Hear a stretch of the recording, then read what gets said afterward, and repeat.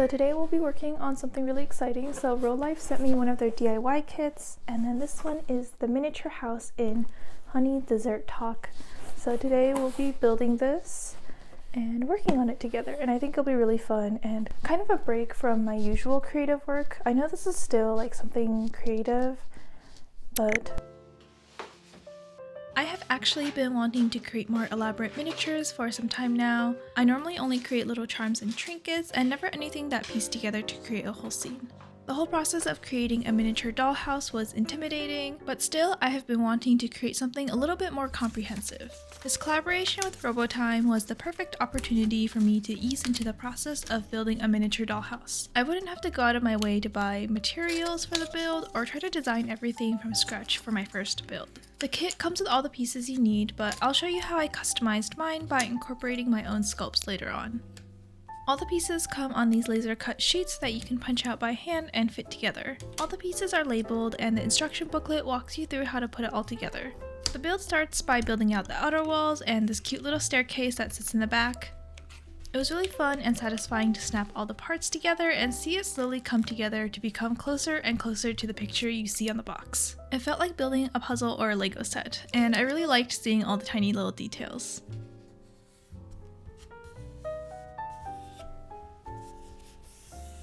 This miniature comes with a hanging lamp in the window. It does require a little bit of wiring, but that part was quite simple. If we ignore the fact that I struggled to put the electrical tape on, but we can pretend that didn't happen.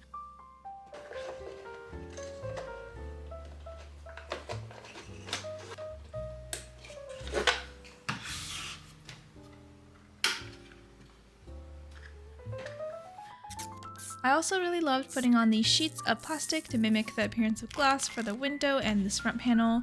I love clear materials, they're so much fun to work with, and I could not explain to you why that is.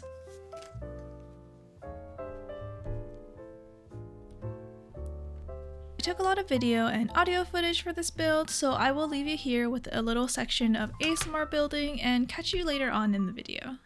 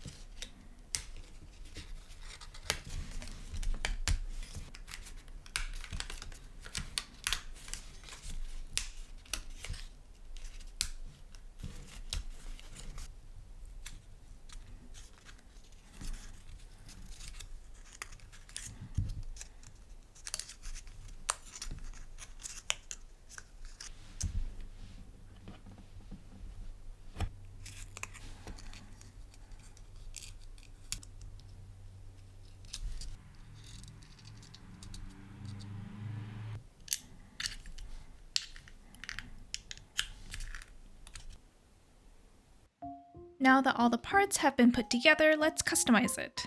The kit does come with little desserts and sweet treats included for you to decorate with, but since I specialize in creating miniature food-themed trinkets and accessories, I decided to make my own pieces to add a little bit of a personal touch and also a little extra realism. I actually made these prior to assembling the kit, so we are going to have to travel back in time a little bit. To make the tiny donuts, I used 2 circle cutters to punch out the basic shape, and then I shaded both sides using chalk pastel and added on the frosting for both the strawberry and chocolate donuts. I originally wanted to use liquid polymer clay for the frosting, but I was having a hard time with it and ended up finding that using acrylic paint mixed in with some gloss medium worked like a charm.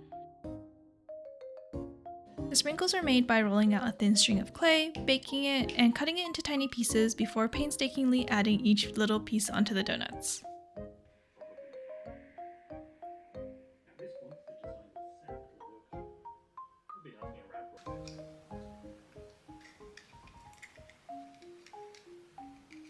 To make the little round sour candies for the jar, I rolled out bits of colored translucent clay in the colors to match the ones in the photos, baked them, and then coated them in varnish before covering them with glitter to achieve the sugar-coated look. The process was a little bit messy and there was glitter everywhere, but it was also a lot of fun. There must be some sort of law in the universe that dictates that glitter must end up everywhere when you use it. Although these candies will end up in a jar where you ultimately can't see all the effort I put into them, working on tiny details like this is always my favorite part of the sculpting process. Plus, now you will also know. I used the same technique for making the sugar donuts, and I also made some other pieces such as this miniature strawberry tart, a little cake, and some checkerboard cookies. Okay, now we can travel back to the present and it's finally time to put all the pieces together. You're instructed to tape everything down with the included strips of double-sided tape, but I decided to leave everything unsecured so I can arrange them and rearrange them as I see fit.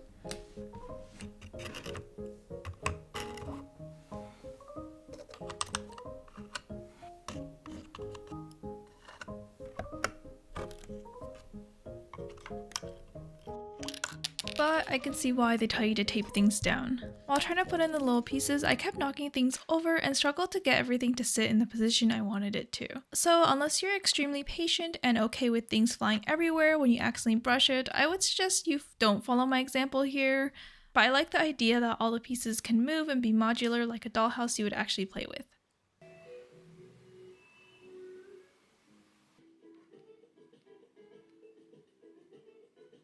Okay, so I finished putting together the miniature house, but honestly something about it seems a little bit off. I was looking at it earlier. It's kind of in a state of disarray right now because I was rearranging it. But yeah, I was messing around with it a little bit, moving some stuff around, and I think I've come up with a little bit of a game plan for what I want to change and add to it to make it feel a little bit more like mine. So I wrote a list of all the things that I want to change or add. So I'm probably going to do that tomorrow because I'm quite tired from making this. It was quite a bit of like working with tiny things, but I had a lot of fun with it. So I'm really excited to make some changes and additions to it, and hopefully I'll like it even more. The main thing I wanted to update was the chocolate box. I had avoided making my own version of it in my first batch of sculpts due to its microscopic scale. Also, it was in the back, so I figured it wouldn't be that noticeable anyways. But ultimately, I decided I should take on the challenge of recreating the chocolate tray in 3D. First, I measured and cut out the pieces for the box and the dividers using red construction paper.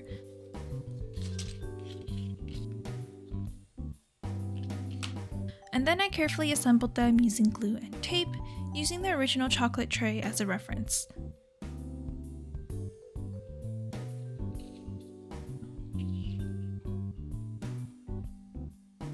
Then, using the tray I had just made as a size reference, I sculpted the mini chocolate from polymer clay. I tried to make different designs for each piece, adding some details in with polymer clay while others are painted in with acrylic paint. I'm still really bad at filming myself working on such tiny detail work. Someday I will figure out the proper camera angle for this, but for now this is what you'll have to look at.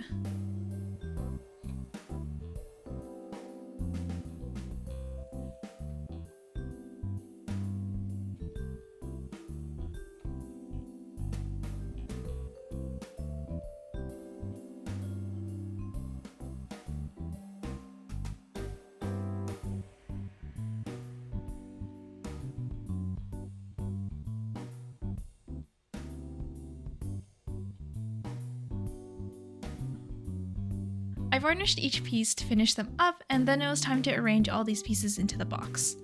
Some of them came out a tad bit too big, but overall I'm quite happy with how this little chocolate box came out, especially as it was my first time working at such a small scale. I really should probably get a magnifying glass if I want to continue working on stuff this small. Aside from the chocolate box, I replaced the purple cakes from the kit with my own strawberry cakes. Though they ended up being kinda too big, but whatever. And of course I had to sneak in a little cameo of my own character Kino into one of the pieces. I also made little bags of candy out of the extra sour candies left over that wouldn't fit in the jar, as well as created these little bear-shaped donuts to put into the donut box. I touched up some of the pieces that came with the kit by painting them, like the macarons, which I painted with some gloss gel mixed with acrylic to give them a jammy texture, which helped them stand out a little bit more. After putting everything back together, the diorama started to feel a lot more complete to me.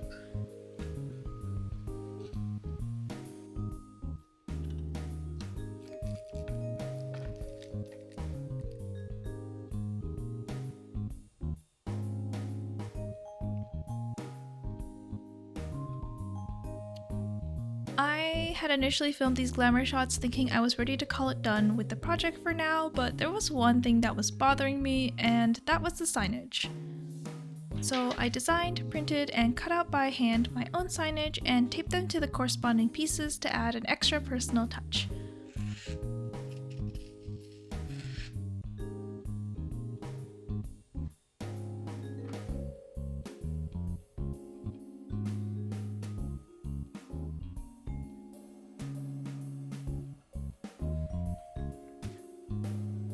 I also used the extra plastic to add a little plastic lid for the macaron box.